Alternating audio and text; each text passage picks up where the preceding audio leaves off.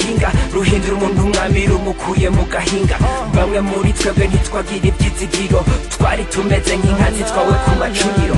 Ngaho niho umwami Yesu jewe yasanze, maze antegesha urukundo rwiwe rudasanzwe. Narinzi ngo ndaguye nje sanga ndi mu maboko yiwe, ngize nyaca mbona inkovu mu biganza vyiwe. Arambwira ati mwana wanje aha nazize wewe, navuye mw'ijuru kugira ndagucungure, kuko iyo ndakubura sinerekuro nk'uyundi nkawe. Afata ibyaha vyanje bihanaguza amaraso yiwe, yankuye umunsi w'ubucucu wanyambikiza umunsi mukuru. Yakuye umururazi mu buzima bwanje bwose, ankiza n'intumyu kuko nimushobora byose.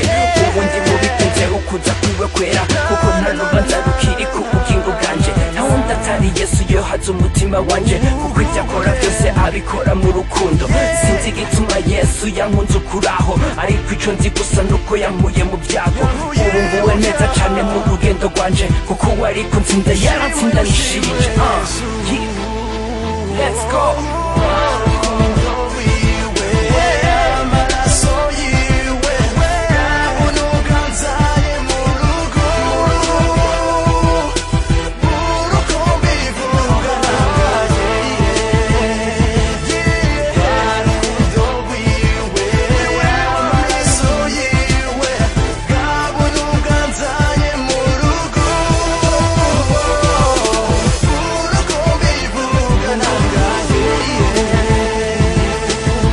Nibwo bwankijije kubwo kwizera, naye agakiza kabonerwa muri Yesu Kristo. Uwo niwe yaserutse imbere y'Imana Data, nk'umuherezi mukuru kandi agororoka, atwaye amaraso yiwe atagira agasembwa. Kubw'icyo twegera intebe y'ubuntu tudatinya, tubona ubuntu bwo dutabara mu gihe gikwiye. Hari ukuri gushajije ko amaze guhishurwa, nuko yasezeranye burya ariyo kwizigirwa. Yaravuze ngo ubuntu bwanje ntibuzokuvako, n'isezerano yasezeranye nawe rizokwamaho.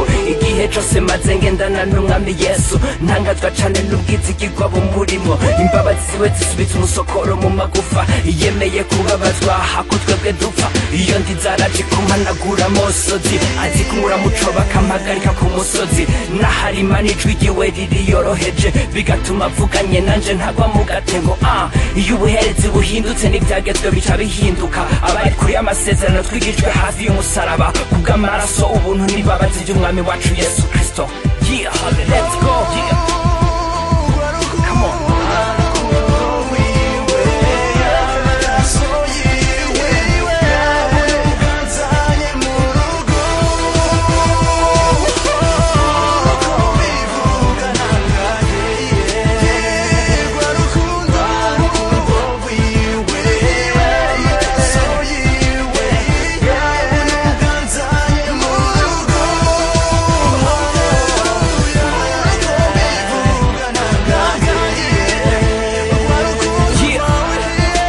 In the house, iyi ni ijwi ry'uwavuye mu bise by'imibabaro y'Umwami wacu Yesu Kristo.